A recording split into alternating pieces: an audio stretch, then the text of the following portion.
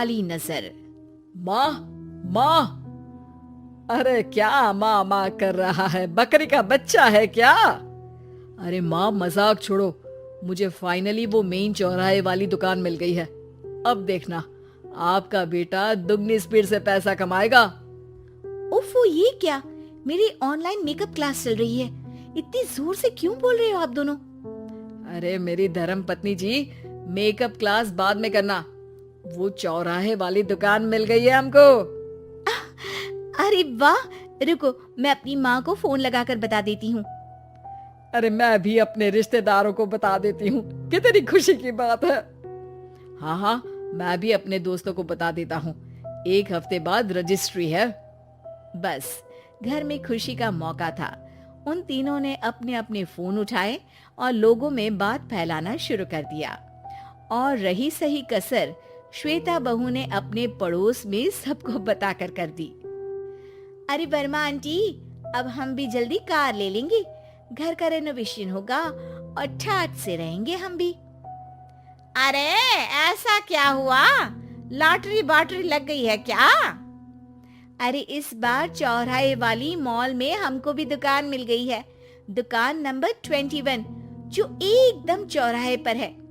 अब ग्राहक बढ़ेंगे तो आमदनी भी बढ़ेगी ही ना।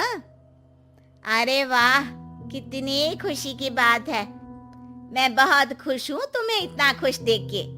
बाकी एक बात कहूँ, सबको मत बताते फिरना। किसी की नजर लग जाएगी तो खुशी की खबर वापस लौट जाएगी। हैं? ऐसे थोड़ी ना होता है। अब डरा रही हो? अरे सही कह रही हूँ।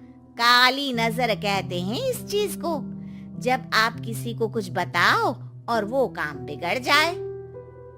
अरे लेकिन मैं तो। तुमने सबको बता दिया ना?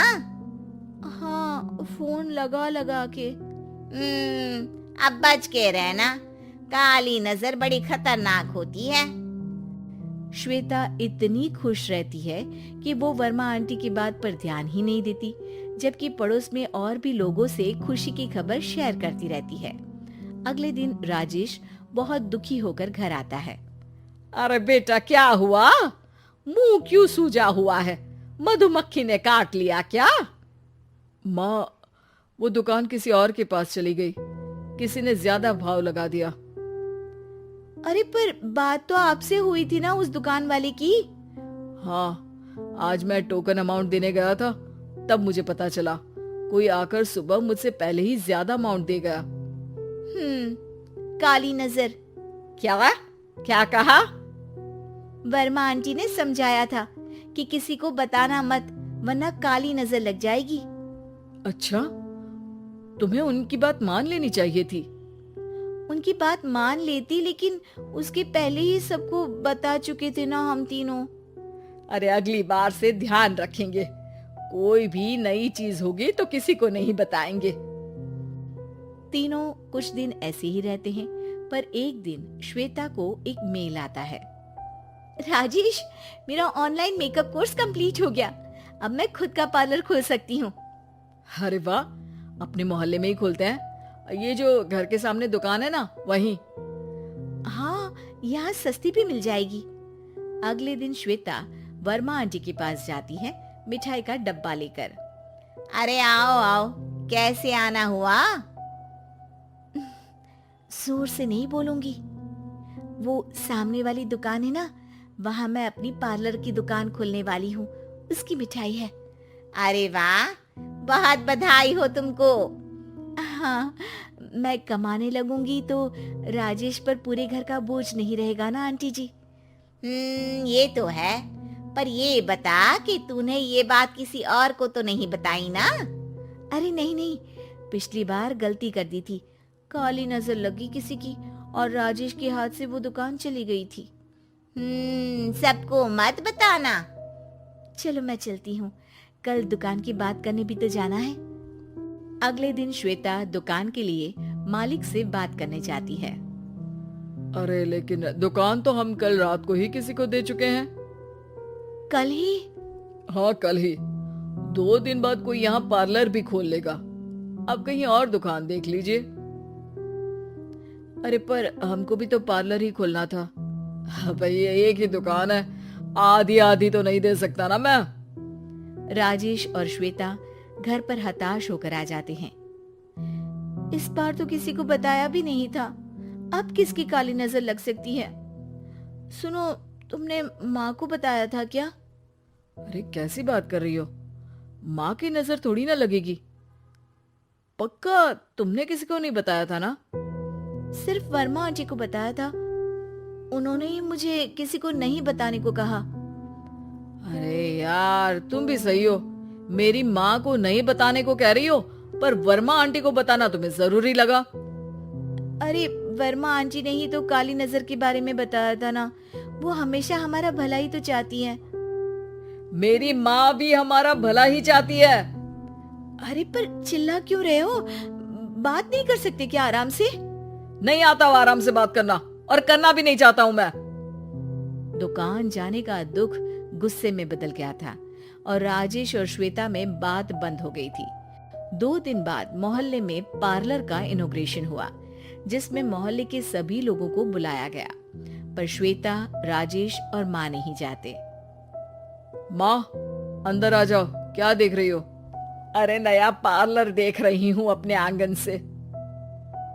देखो, माँ को दूसरे का सुख देखने में कितना मजा आ रहा है, मेरा दुख नहीं दिख रहा इन्हें। यहाँ मेरा पार्लर भी तो हो सकता था। अरे चुप रहो यार, हर बात में लड़ाई क्यों ढूंढ रही हो? राजेश और श्वेता फिर बहस करने लगते थे। तभी माँ ने दोनों को बाहर बुलाया। अरे जरा देखो तो, दुकान चलाने वाले का बोर्ड पर नाम क्या लिखा है? श्रुति वर्मा। गाड़ी निकाले बेटा, हमें कहीं जाना है। काली नजर का इलाज कराने। राजेश अपनी बाइक निकालता है। तीनों ट्रिपलिंग कर रहे हैं। माँ राजेश को उस मॉल वाली दुकान पर लेकर जाती है जहाँ राजेश अपनी दुकान खोलने वाला था। यही दुकान लेना चाहता था ना तू? हाँ, पर इनको भी दुखी करने लेकर आई हो क्या यहाँ पर दुकान दिखाकर? वहाँ काफी नहीं था? अरे श्वेता थोड़ा सब्र रख, अभी पता चलेगा कि हम यहाँ क्यों आए हैं। बता, इस दुकान चलाने वाले का नाम क्या है? अनुपम वर्मा। कुछ समझ में आया? वो दुकान वाली श्रुति वर्मा, ये दुकान वाला अनुपम वर्मा, और हमारे पड़ोस में हमने उस दुकानों के बारे में बताया किसको था? अब वर्मा आंटी को। मतलब वर्मा आंटी ही हमारा काम बिगाड़ रही है? नहीं नहीं, ऐसा नहीं हो सकता, ये बस इत्तेफाक है। राजेश अपना फोन निकालता है और श्रुति वर्मा और अनुपम वर्मा के नाम फेसबुक पर सर्च करता है, जहां ये दोनों ही वर्मा आंटी के रिश्तेदार होते हैं। श्वेता को समझ में आ जाता है कि वर्मा आंटी की ही नजर काली नजर है। अब क्या करना है? कोई भी खुशी की खबर हो तो काली नजर से बचना है, यानी वर्मा आंटी से बचना है। अरे पर मुझे ये समझ में नहीं आया कि वो हमारे साथ ऐसा क्यों करेंगी। अरे बेटा, एक सीख है, दूर के आदमी को आपकी तरक्की से कम परेशानी होगी, पड़ोसी को ज्यादा। दोनों माँ की बात में हामी भरते हैं और अगला काम चुपचाप करने की कसम खाते हैं, ताकि आगे से वर्मा आंटी कोई काम ना बिगाड़ सके।